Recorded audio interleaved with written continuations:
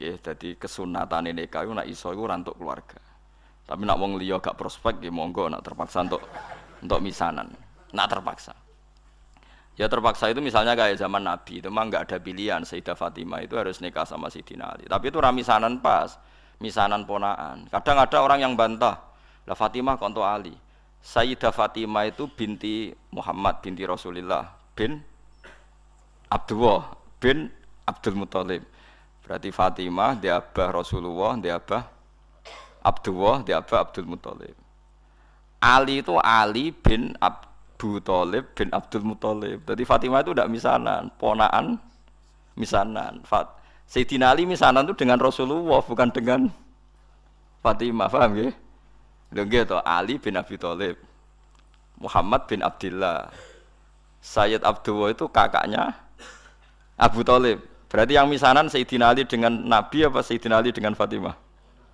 Dengan Nabi, paham ya? Berarti dapat Fatimah itu untuk ponaan apa? Misan. Kadang wong salah kaprah nyongkone Fatimah iku mboten. Mane nek iso niku rabi iku untuk wong ado. Nek iso nak payu maksudnya iki kan bakas. Ya nek ra payu wis piye meneh wis. Setahu saya keluarga fanatik rabi keluarga itu kalau pondok besar ya sido kiri. Tapi itu saja untuk minduan ya untuk minduan ming telu. Yang misanan cer ya jarang, hampir enggak ada. Padahal fanatik dapat keluarga tapi ya ming telu, ming papat gitu.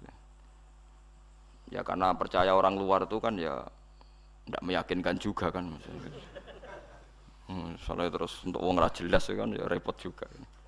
Disebut napa faja'alahu nasabau wasira. Dadi eling-eling nggih. Nasab itu nah terus kalau orang zina itu nasab itu hilang, walinya hakim. Jadi banyak pertanyaan di masyarakat misalnya ada orang hamil di luar nikah. Nggih hamil di luar nikah.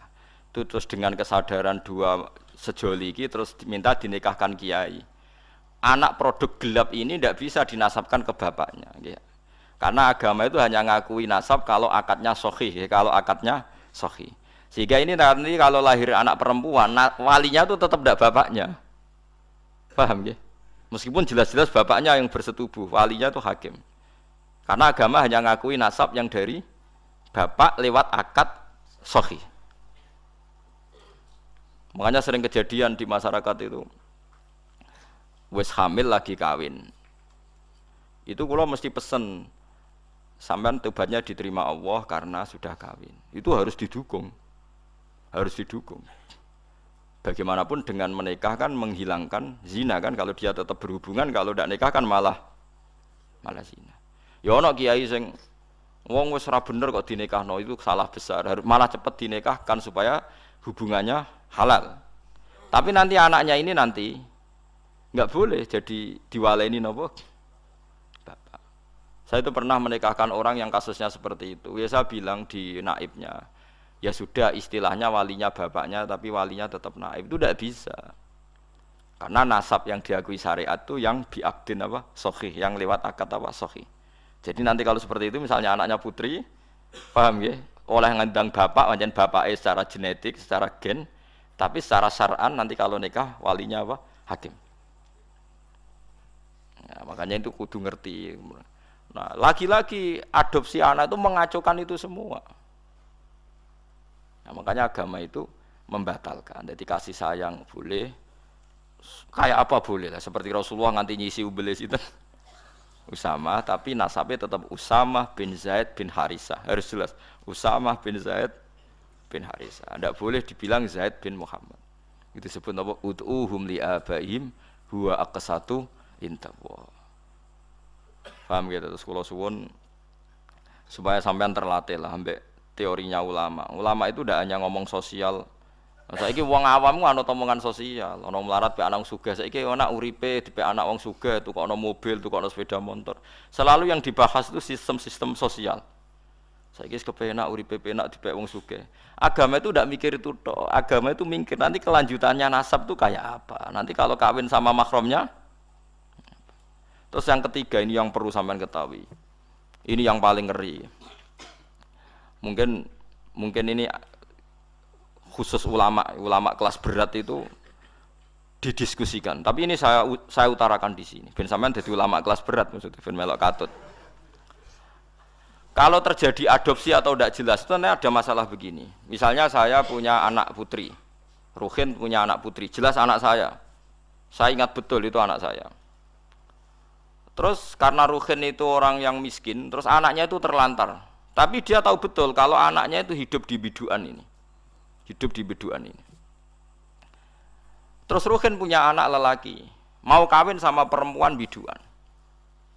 Enggak jelas.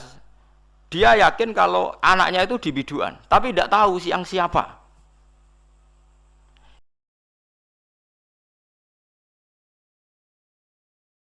Itu ada ulama yang mengatakan jika jumlah perempuan itu masih bisa dihitung di kawasan itu, maka haram semua perempuan biduan. Karena ditakutkan jangan-jangan yang dinikah itu saudaranya kandung.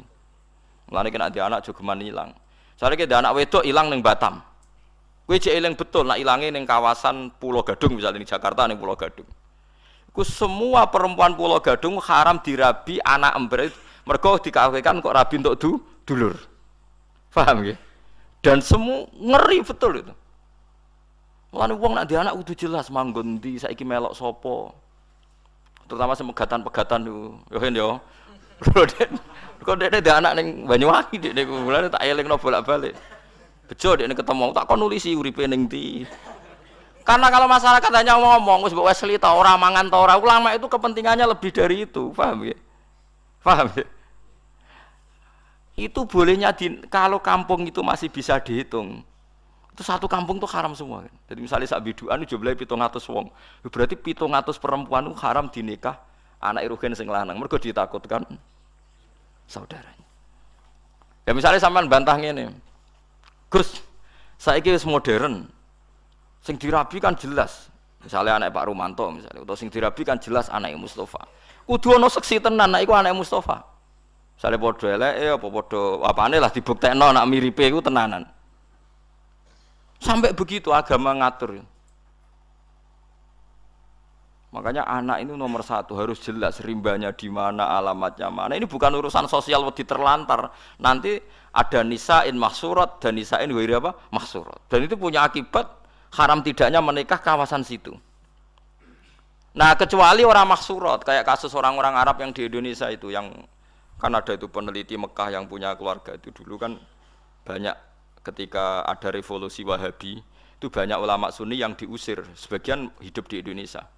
Kayak keluarga Syekh Umar bin Jabbar banyak yang hidup di Indonesia. Dia yakin bahwa anaknya di Indonesia karena dia sempat nikah orang Indonesia punya anak di Indonesia, bawang Banyumas, bawang Kudus, dekne mamang. Lah berita di Arab pokoknya dekne yakin nak anakku ono sing Indonesia wedok. Terus anak lanang dia mau nikah orang Indonesia.